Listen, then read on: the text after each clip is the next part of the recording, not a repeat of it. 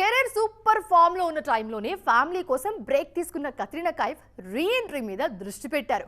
Maternity break తర్వాత మళ్ళీ audience ను అలరించేందుకు ప్లాన్ చేస్తుంది ఈ బ్యూటీ. ఇంతకీ క్యాట్ రీ ఎంట్రీకి ఎలాంటి స్కెచ్ సిద్ధం చేస్తున్నారు ఈ స్టోరీలో చూద్దాం.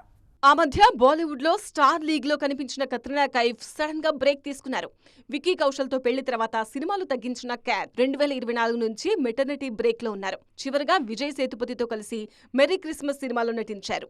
ఇప్పుడు పరిస్థితులు సెట్ అవ్వడంతో మళ్లీ గ్లామర్ వరల్డ్ లోకి రీ ఎంట్రీ ఇచ్చేందుకు రెడీ అవుతున్నారు ఈ బ్యూటీ. రీ ఎంట్రీ కోసం చాలా రోజులుగా ప్లాన్ రెడీ చేస్తున్న కత్రినా ఆల్రెడీ కథలు వింటున్నారు.